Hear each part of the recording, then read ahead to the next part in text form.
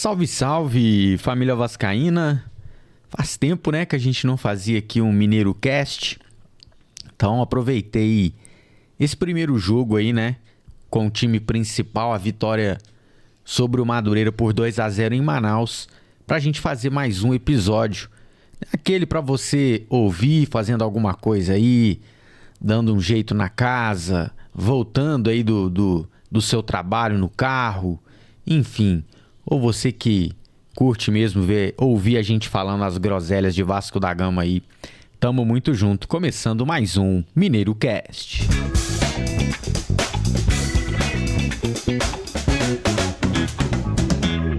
Cara, então, sempre ponderando, né, que é campeonato carioca, ninguém tem que se iludir com nada.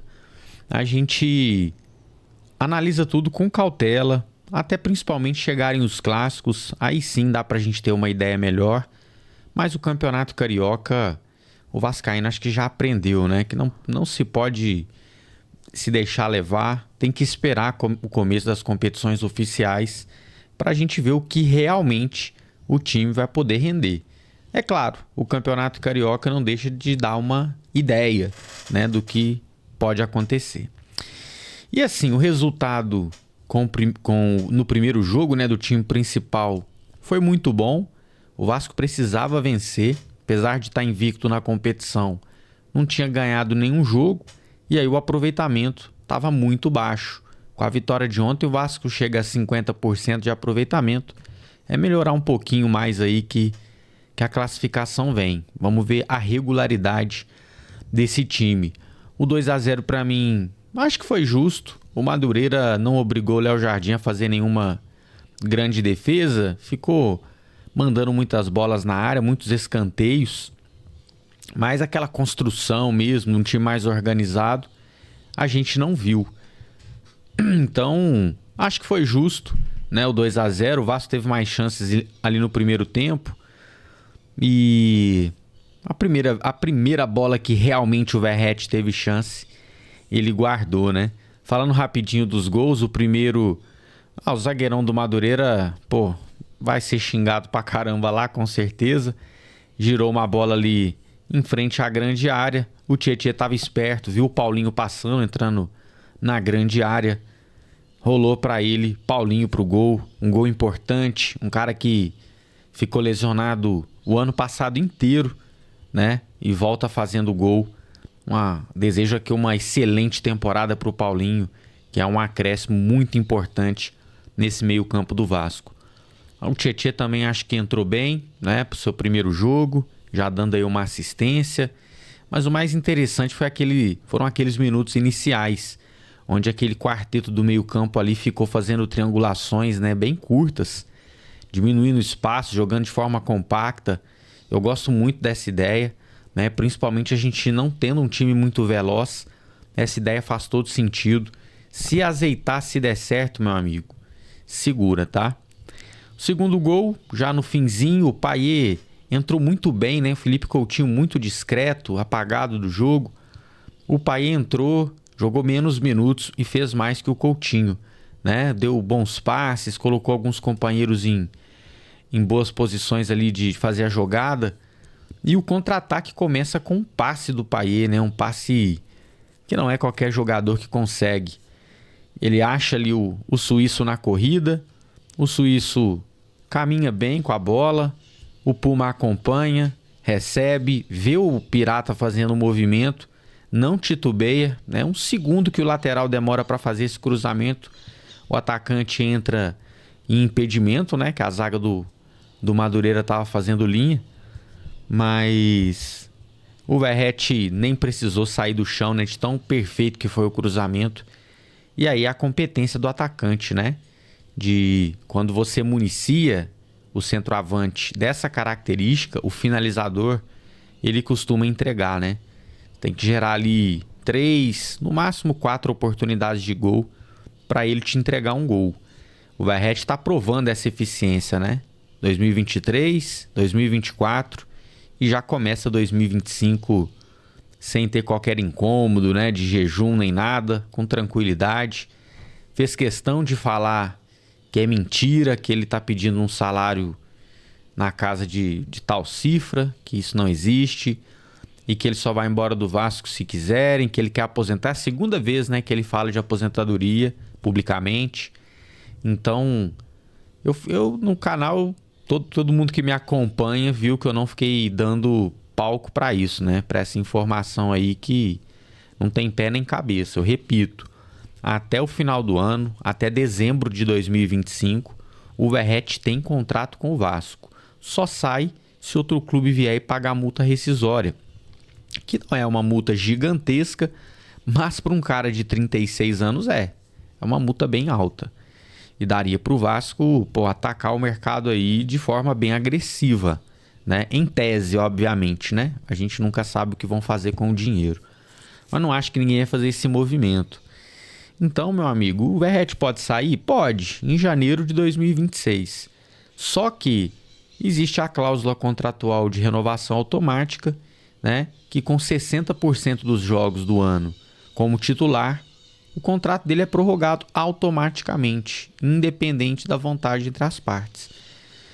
O Verratti é um cara que se machuca pouco, é um cara essencial para esse time, né? Vai ser escalado na grande maioria dos jogos, mesmo com a idade, né? Ele mostra que ele aguenta ficar os 90 minutos em campo. Não é um marcador, não é um cara de velocidade, é um finalizador, tá? É um finalizador.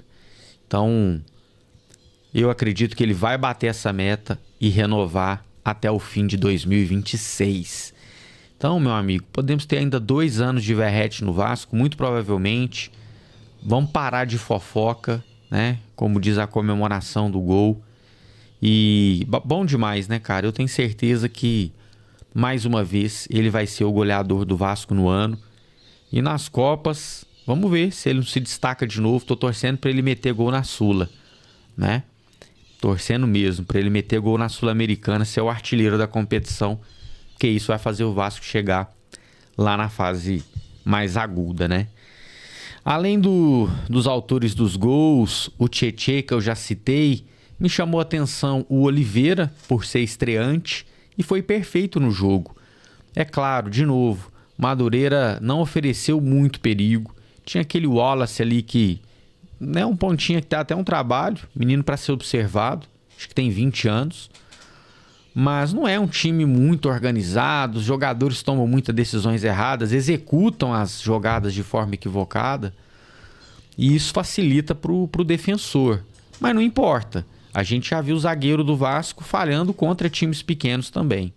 Então a gente vê o cara jogando assim, com seriedade, mostrou que é aquele cara que não brinca, se precisar de meter o bico pra fora ele mete, não tá nem aí, e eu gosto, tá? Eu acho que tem que ter esse tipo de jogador no elenco, que não brinca, né, para dar o tom da seriedade em determinados jogos. Nem era o caso de ontem. Talvez por ser estreia dele, né, ele levou ali a risca. Mas tem jogo, cara, que você tem que ter uma seriedade a mais, né, um clássico ou um jogo que vale classificação. A gente sabe que hoje o futebol é muito decidido no detalhe, né?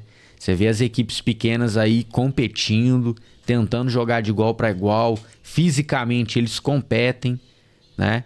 Então, você tem que ter, né, diferenciais para ir avançando, né? Para ir avançando aí. E a gente conta então com esses jogadores. Foi mal que me chamou a atenção uma coisa aqui, pessoal. Desculpa. Vamos voltar aqui o raciocínio. Quem mais que eu posso destacar? Então foi bom ver o Oliveira cumprindo o papel, né? Eu tava falando do Oliveira, uma coisa acabou me desviando a atenção aqui. Acontece. Bom, além deles, quem que eu posso destacar? Acho que o Puma entrou bem no segundo tempo, o Payet entrou bem no segundo tempo. O Jair jogou muito bem, né, cara? Muito bem. A saída de bola do Vasco fica com bem mais qualidade. Muito pouco passe errado. O Vasco vai numa dinâmica aí de passes curtos, né? Ganhando espaço. Eu gostei disso. Vamos ver se foi só uma coisa de estreia ou se vai ser uma frequente aí nos jogos do time. Bom, falando um pouquinho de dia a dia do Vasco, 9 jogadores podem sair, né? Quem acompanha os vídeos viu que eu trouxe aí essa informação. O levantamento foi lá do GE. E somos por motivos diferentes, né? O Sforza, por exemplo, pode sair, mas o Vasco ainda aguarda o interessado em fazer uma proposta. Diz que até aceita até emprestar. Coloca ali uma cláusula de compra, fixa um passe e tudo mais. Outros jogadores nessa mesma condição podem sair. O JP, né? A concorrência no meio-campo vai ser muito forte. Talvez é bom emprestar mesmo para ganhar rodagem. Ele, o Lucas Eduardo, né? Garotos, igual tá fazendo aí o Figueiredo, igual tá fazendo o Barros. Porque isso é bom pro menino ir ganhando casca. Ele sabe o tamanho que é a pressão do Vasco. E aí ele tenta voltar mais forte, né? Para buscar o seu espaço, já que num primeiro momento ficou complicado por N motivos. O caso deles nem é falta de qualidade, é a concorrência já de cara. Muito difícil para eles, né? O Serginho, vi hoje que já está encaminhada a ida dele para a Turquia.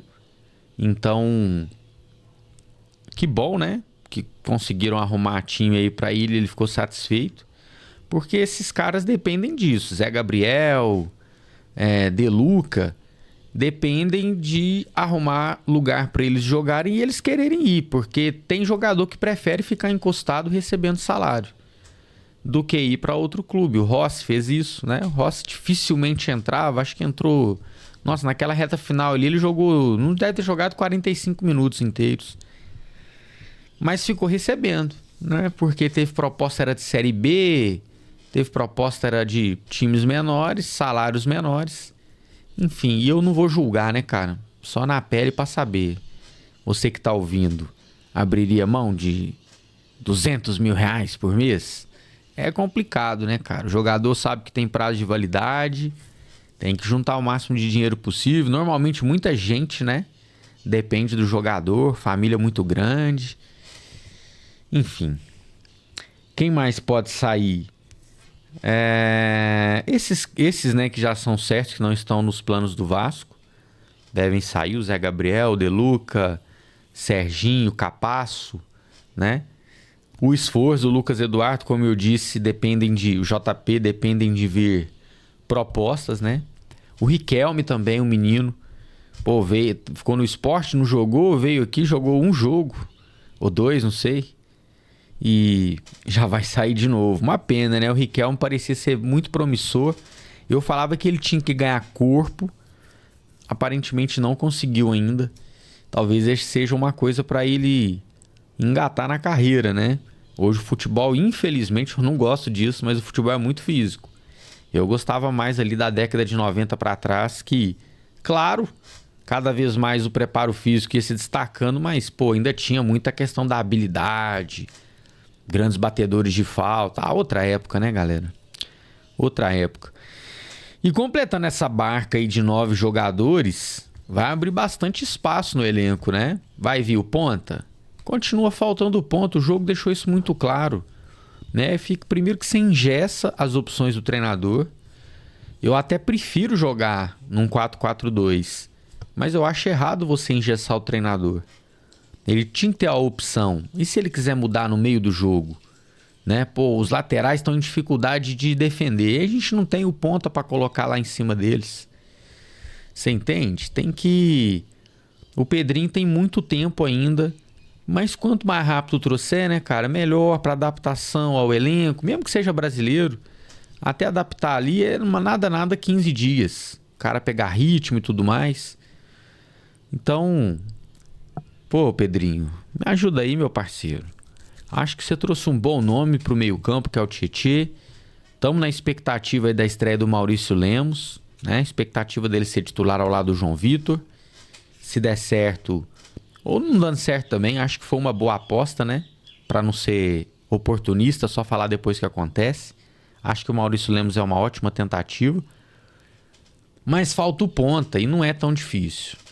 As conversas aí do Brian Rodrigues, do Wanderson, já estão mais do que novela, né? Já estão se enrolando por muito tempo. E não sei, não tô otimista para acontecer não. Não me assustaria se o Vasco for para a temporada com o que tem aí e subir molecada da base. Que é preocupante isso, né? Você pode perder um título por essa falta de opção, cara. Que não é difícil trazer. Estamos pedindo um ponta só. O Vasco precisa de uns 2 ou 3. A gente já fica satisfeito com um. Como sempre, o vascaíno tem que se contentar com as migalhas, né? Porque é assim que nos tratam há muito tempo. Tem gente que fala que a gente abraçou a mediocridade. Acho que não é não, viu, cara? Acho que é análise mesmo. O dia que me entregarem um elenco que eu falo, pô, esse time aqui pode ser campeão, aí eu vou cobrar isso deles. Agora, é meio complicado, né? Você me entrega um time de meio de tabela e eu vou ficar xingando os caras porque eles não são campeões. Enfim, mas é cada um, né? Cada torcedor enxerga de um jeito e tá tudo certo. Eu acho que nesse time a gente ainda vai ver essa questão da zaga, né? Ainda foi só o Madureira, né, cara? É muito cedo para você sacramentar que essa dupla aí, Oliveira e João Vitor, deu certo. Eu acho que isso é pelo menos uns 2 meses analisando para você ter uma segurança maior. Tem que vir um clássico. Não, né? E os 3 clássicos pra gente ter uma noção exata do que é essa zaga, ou se o Maurício Lemos já estiver jogando, o que vai ser João Vitor e Maurício Lemos. Se der certo, cara, nem tô falando que precisa ser a melhor dupla de zaga do Brasil, mas se for uma zaga segura, que não fica tomando gol bobo, sabe? Só toma gol difícil, gol que o adversário tem que trabalhar a bola, entendeu? Vende caro. Eu já tô satisfeito, eu já fico tranquilo. Porque aí esse time, esse meio campo funcionando, esse time pode ficar bem interessante. E quem sabe, né, o Pedrinho não traz o atacante pra jogar ali do lado do Verratti. Acho que o Alex Teixeira como reserva pode até ser bacana. Mas como titular não dá, né, cara? 2025 a gente não pode contar a temporada toda com ele. Eu tô torcendo pro Teixeira fazer um ótimo ano. Mas é falha no elenco, né? Você ter que depender só disso. E tem a questão Coutinho e Payet, que num primeiro momento vão disputar a vaga, não vão jogar juntos. O Coutinho ganhando as primeiras oportunidades, eu acho que é normal, é mais jovem, já deixou claro que quer ficar no Vasco, né? Assim, não tá sacramentado ainda, porque o contrato dele é lá na Inglaterra. E até é bom, né, cara, que não tá sacramentado, porque, pô, a gente não pode ficar refém da imagem e do nome do Coutinho. A gente, pô, hypou pra caramba, né? Demos toda a energia positiva. A torcida lotou lá na apresentação dele. Foi bem bacana. Música, tudo mais. E num primeiro semestre dele no Vasco, nesse retorno, ele não aconteceu. Ele deu uma acendida ali no fim da temporada, né? Mostrou que, opa, é esse Coutinho aqui que vocês vão ver ano que vem, ó. Essa primeira impressão não foi boa. Mas da mesma forma que eu tenho a cautela em falar das coisas positivas, eu acho que até das negativas a gente tem que ter um pouquinho de paciência. A gente sabe que o Coutinho tem qualidade. Agora vamos ver como está essa questão física, como que ele vai conseguir se destacar aqui no futebol brasileiro, né? Fisicamente falando. Porque na qualidade eu não tenho dúvida que ele tem. E eu não sei, eu acho que demora aí de uns 4 a 5 jogos. Se a regularidade do Coutinho for essa aí para baixo, né, esse nível de apresentação para baixo, eu acho que ali para quinto, sexto jogo vai ficar difícil do Carille manter. Ele vai acabar dando a titularidade pro Payet. Eu acho que o Coutinho tem um crédito, né? O Carille sabe que o Coutinho jogando em alto nível é um fator determinante na temporada. Então acho que ele vai insistir. Mas essa insistência vai acabar pesando no próprio trabalho do Carille, que todo técnico depende dos resultados para ir continuando. E se não vier os resultados, ele vai mudar, tá? E claro, depende também do Payet entrando bem, mostrando essa motivação aí, né? Mesmo ficando no banco, vai cavando aos poucos a sua vaga ali que se o Coutinho vacilar, o França vira titular, né? O Payet, a parada dele ano passado também foi a regularidade. Sofreu com lesões, né? Que aí, nessa idade, atrapalha muito. Porque aí até voltar no ritmo é mais complicado do que um menino, né? Do que um cara que tá ali na melhor idade, assim, de uns 26, 27 anos ali pra trás, é bem mais rápido, né? Você vai dando uma envelhecida, tudo vai dificultando. E na questão de lesão, pesa aí, né, pro Dimitri. E, cara, eu desejo, assim, de coração, 6 meses sem lesão de Coutinho e 6 meses sem lesão de Payet. Que dependa só deles mostrarem o seu futebol. Se vai acontecer ou não, aí é com eles. Mas que não tenha nenhuma lesão, sabe? Coloca aqui toda a minha energia positiva. Coloca a sua aí também, você que tá ouvindo. É o mínimo, né? É o mínimo porque, nossa, os dois tiveram lesão ano passado. Se tiver de novo esse ano, aí eu já acho que ficar pensando em renovação é loucura. A gente tem que lembrar que nesses dois aí morre mais de 2 milhões de reais por mês. E esse valor aí, meu amigo, você traz 2 caras muito bons, entendeu? Você consegue seduzir 2 caras que mudam o elenco de patamar. Como mudam Payet e Coutinho jogando bem? Mas eles precisam estar em campo com saúde. E vamos que vamos. Acho que é isso, né? Os laterais seguem os mesmos. A gente já sabe as diferenças de PH e Puma, as diferenças de Piton e Vitor Luiz. Eu acho que o Vasco não tem os melhores laterais do país, mas está longe de ter os piores. Eu acho que a gente tem ali entre os melhores, né? Top 6, top 7 no máximo. A gente tem aí de bons laterais, sempre estão acertando cruzamentos ou estão ajudando na defesa. Claro, tem as limitações, né? O Puma tem a sua limitação defensiva, o Piton tem uma limitação defensiva.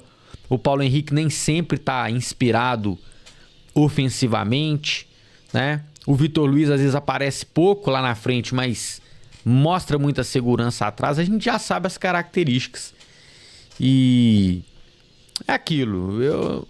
Claro que eu sempre quero melhorar, mas não acho que seja uma prioridade do Vasco hoje, por exemplo, contratar lateral. O Verratti já falei, tudo depende do time municiá-lo, que ele vai entregar os gols, ele vem provando isso, e aí observando ele ano a ano, né? Nessa idade as coisas aceleram, né? A perda da velocidade, essas coisas vão ficando mais evidentes. Mas o Verratti, eu acho que a gente ainda pode contar com ele aí em alto nível nessa temporada, tá? E boa sorte pro Carille, que ele encontre aí um meio termo, né, de ataque, né, eu quis dizer um time equilibrado, né, ataque, meio e defesa. Ontem o time variou, o time teve hora que ficou só se defendendo, né, o Madureira faltou qualidade, mas ameaçou ali uma pressão. E teve hora que o Vasco dominou a posse de bola, mais de 70%. Eu acho que o Carille começou num bom caminho, né? É um início, temos que ter paciência. Infelizmente, essa palavra que o vascaíno não aguenta ouvir mais. Mas trabalho de treinador não acontece da noite pro dia. Tem uns trabalhos que se acertam mais rápido, mas a gente tem que ter paciência e estamos de mãos dadas aí com o técnico Fábio Carille. Para o jogo de domingo contra a Portuguesa, eu espero nada mais do que a vitória, né? O Vasco tem que se afirmar em casa, agora com o apoio do seu torcedor, agora com o time principal. O torcedor vai numa motivação diferente, né? Para ver esse time novo aí. E esperamos um grande jogo do time do Vasco, né? A Portuguesa não é um time que assusta. É aquilo, você tem que fazer seu dever de casa, né? Se você vacilar, esses pequenos do Rio aí, a maioria ali incomoda. Agora, se o Vasco fizer seu papel, né, com o torcedor empurrando e ele se impor, eu creio que é mais uma boa vitória aí de um placar até mais elástico do que foi esse Vasco e Madureira. Beleza? Bom, galera, era isso. Nosso podcast aqui vai se encerrando. Eu vou tentar fazer uma vez por semana em 2025, tá? Uma conversa mais leve, uma conversa que eu não tô aqui, não tem roteiro, não tem nada. Vou falando o que vem na cabeça. Às vezes eu até me perco no raciocínio aqui, como aconteceu. Peço desculpas aí. Mas é bom que a gente vai passando por todos os assuntos. E eu vou dando aqui minha maneira de pensar, né? Pode ser que você se identifique, pode ser que você não concorde. Inclusive, comente aí, né, a sua opinião sobre tudo que eu falei. Beleza?